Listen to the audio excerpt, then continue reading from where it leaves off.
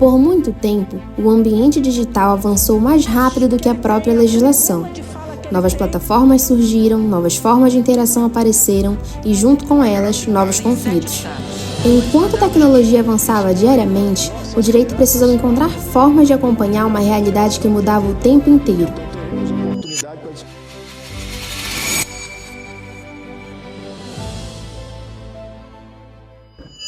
Os aplicativos mudaram, as redes sociais mudaram, os jogos mudaram e, junto com tudo isso, surgiram novas formas de violência.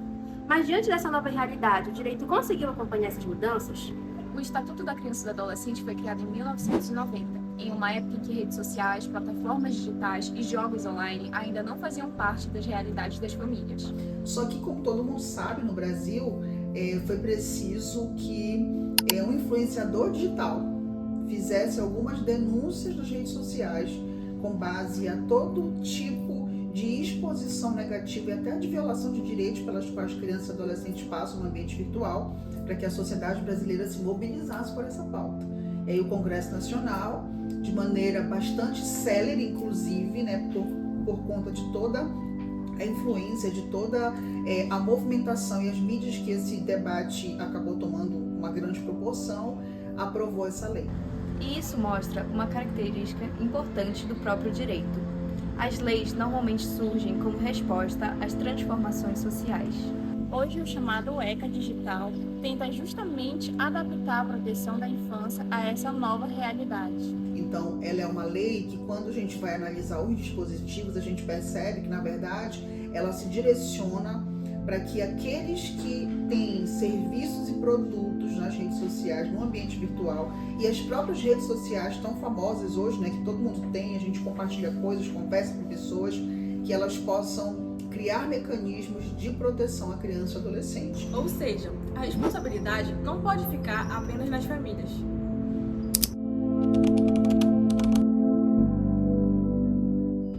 Durante muito tempo, o ambiente digital funcionou quase sem uma fiscalização específica e as plataformas cresceram rapidamente sem mecanismos realmente eficazes para a proteção. Que ela não é um ECA com um pouco mais de acréscimo, ele é uma legislação inteira, completa, são 40 artigos que ele fala sobre esse ambiente na internet, como devem ser feitos, quais são os cuidados, os deveres, as cautelas, as obrigações desses provedores de internet, empresas, sites, streams.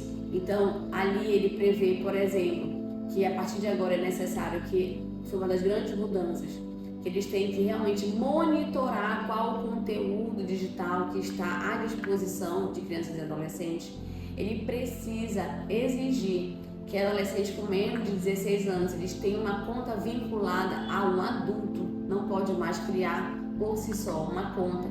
Eles têm que notificar todo o conteúdo indesejado que for postado, que for demonstrado, publicado na internet. Isso inclui controle de idade, denúncias, limitações de acesso a determinados conteúdos. Mas eu lembro que quando você faz lá o cadastro, até em outras redes sociais, eu não sei bem como funciona, porque eu só tenho o Instagram como rede social, mas pergunta lá a idade. Só que na hora de perguntar a idade, imagina, eu sou uma menina de 13 anos de idade e eu só posso acessar essa rede se eu tiver 18. Qual é a dificuldade que eu vou ter de marcar lá que eu tenho 18 anos? Então não existia mecanismo algum que pudesse fazer essa limitação. E justamente por isso, a nova legislação exige medidas tecnológicas mais seguras. Durante muito tempo, as plataformas elas não eram responsabilizadas por conteúdo que existia na internet. E hoje o ECA Digital ele veio também falando sobre as plataformas digitais, sobre esse uso excessivo da plataforma digital, esse uso sem qualquer tipo de freio pela plataforma digital, de forma que elas colocam as crianças e adolescentes realmente desprotegidas. Mas mesmo com essas mudanças, a internet continua se transformando diariamente.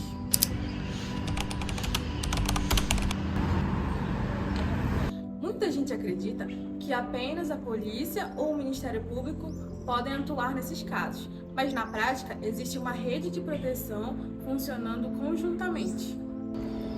A infância e a juventude, ela possui uma rede de proteção, que ela faz parte do sistema de garantia de direitos da criança e do adolescente. Então, o Conselho Tutelar ele é uma das entidades integrantes dessa rede composta pelo Ministério Público, do Judiciário, Defensoria Pública, Civil, Militar, Corpo de Bombeiros, CREAS, CRAS, Assistência Social, Secretaria de Saúde, Educação, de Assistência Social.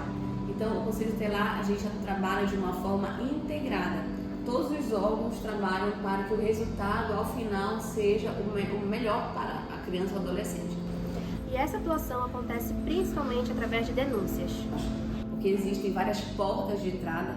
Nós trabalhamos no sistema de rede de proteção de criança e adolescente, então pode chegar no próprio Ministério Público, que é uma porta de entrada, por meio de denúncia, que ela pode ser anônima ou ela pode também ser revelada, por meio do Conselho Tutelar, por meio da Delegacia de Polícia, por meio da própria do Disque 100 de Direitos Humanos, que eles remetem para a gente via internet aquela denúncia da prática de crime.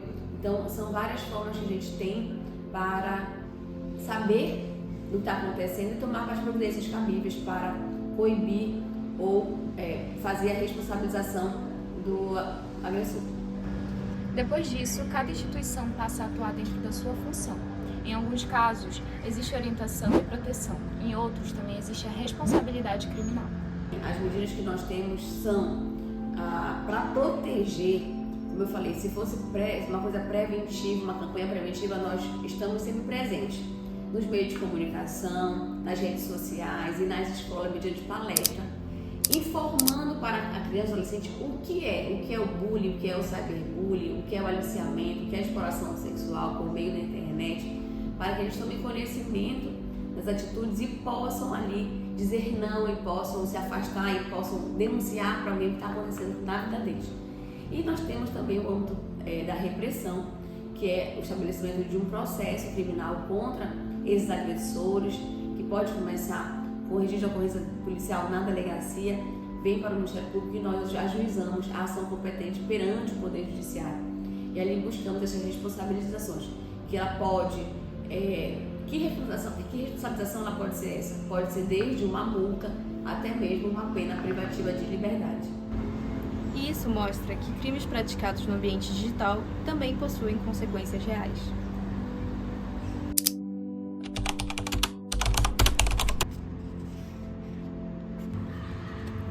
Mesmo com novas leis, existem muitos desafios na prática. Considerando esse ambiente virtual, nós não conseguimos que as pessoas saibam realmente quais posturas são ilegais ou não. E muitas vezes não querem se comprometer com a denúncia, porque não querem ali depois sofrer algum tipo de retaliação. E quando não existe denúncia, muitas violências continuam invisíveis, principalmente dentro do ambiente digital. Então nós precisamos primeiro fazer esse movimento de informação, de ciência sobre o ECA digital, quais posturas são ilegais, deixar os nossos canais e meios de comunicação, de denúncias bem cientes das pessoas, que elas podem se deslocar ao Ministério Público, ao Conselho Tutelar, à delegacia e realmente fazer essa denúncia anônima ou não daquela situação irregular, para que a gente possa realmente efetivar essa lei, porque não raras vezes a lei existe, mas ela não é efetivada, uma lei que não sai do papel. Então nós realmente contamos com todos para fazer as denúncias, se souberem de violações, se souberem de sites que estão irregulares, para que a gente possa realmente tornar efetiva a legislação e proteger as nossas crianças e os nossos adolescentes. A criação da lei foi um passo importante, mas proteger crianças e adolescentes em um ambiente digital que muda constantemente ainda é um grande desafio. Então, a lei, ela estabelece políticas que devem ser adotadas, questões que devem ser implementadas por aqueles que estão no ambiente virtual, sobretudo vendendo serviços e produtos para que se proteja a criança e o adolescente. O artigo 227 da Constituição estabelece que a proteção integral é responsabilidade do Estado, da família e da sociedade.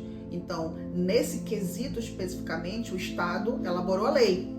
E aí agora é preciso que esse Estado também crie mecanismos de fiscalização se a lei está sendo cumprida.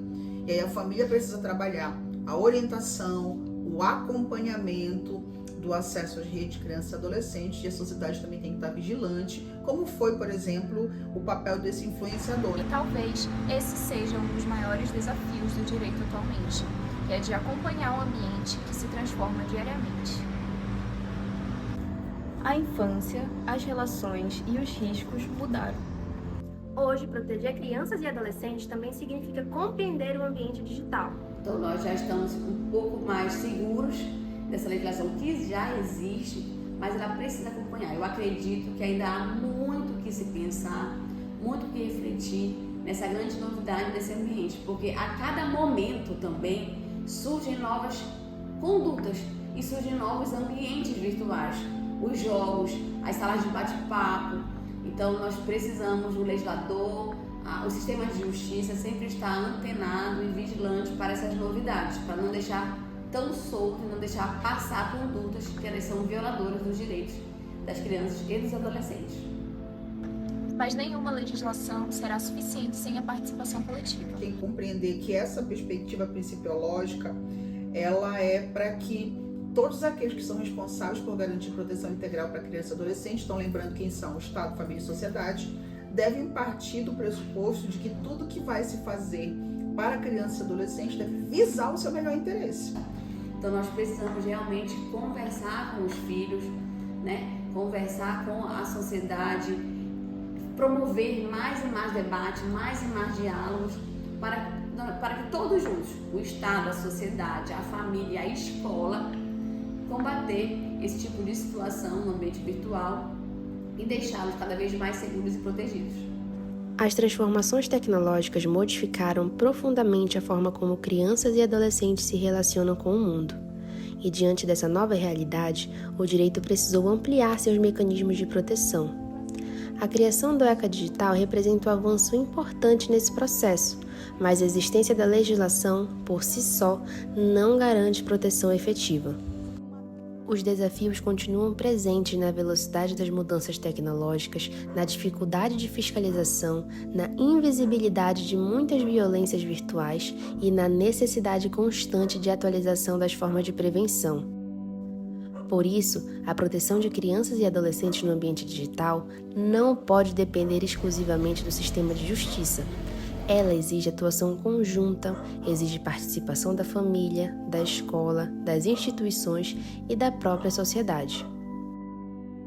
Porque garantir o melhor interesse da criança e do adolescente também significa compreender que os espaços virtuais produzem consequências sérias e reais. E diante disso, permanecer indiferente já não é mais uma possibilidade. Proteger a infância hoje também significa assumir a responsabilidade sobre os ambientes digitais que estamos construindo.